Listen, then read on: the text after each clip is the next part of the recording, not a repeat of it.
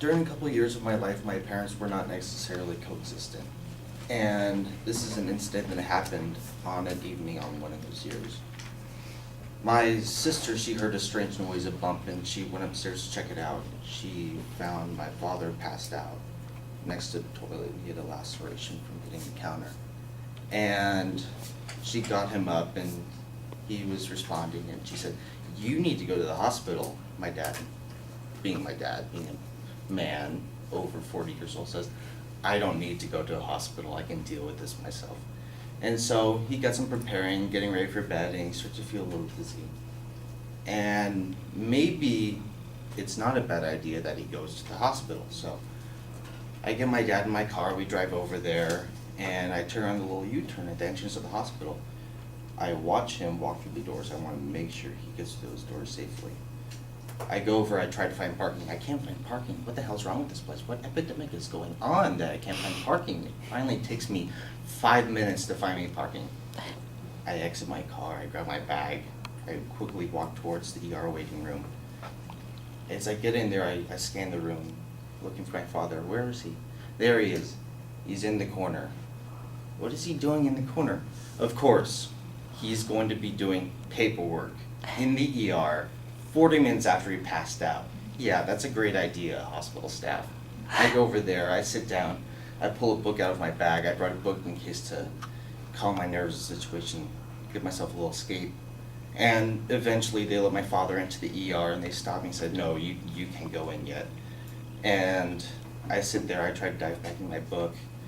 Felt like an hour. About 15 minutes later, in reality, they allow me to go back in. I walk into the room, and the doctor and my dad are discussing what are the possible reasons of this passing out. And so eventually they could, well, we could do this test, we could do this test, and it costs a lot. And they settle on the deal, well, stay on overnight observation. We'll see what's happening with you. I sit next to my dad, we talk for a little bit, and I sit down, I grab my book, and I start to dive into my book a little bit. I'm actually able to escape the situation I'm currently in. And as those words are filling my head, I get this strange sense. You folks know what I'm talking about? When something's not right, you can sense it, but you have no logical explanation for it. I turn around and I see my dad is foaming at the mouth, starting to seize. And I reach over and I remove my glasses and I call over the nurse as calmly as possible. Cecil, she comes in, his vitals start to drop a little bit, and another nurse comes in, his vitals start to drop a little bit more, and another pair of nurses comes in. These nurses are coming in, and the room is being filled up with all these bodies. And I find a little spot between chair and a cabinet, and I just press myself in this little slit. And this nurse comes up to me as this is happening, as all these other nurses are going up to my dad's assistant, he looks at me and he says, "Are you okay?" And I said, "Yes, I'm okay."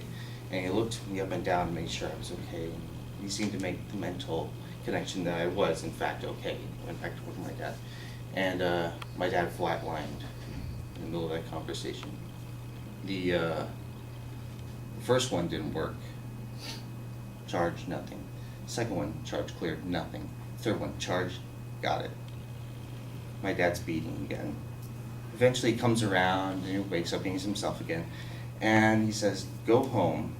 Your sister's by herself. She doesn't need to be by herself in the house. It's very scary, and they'll take care of me here. It's gonna be fine." I go home, lock up the house, and I came in a couple days later when he was in the recovery room, and he had gotten a little heart stopper, pacemaker. And I'll never forget, for the first time in years, I saw my mother sitting next to my father. And that's how long QT syndrome, a genetic mutation, reignited my parents' relationship. Strangest email.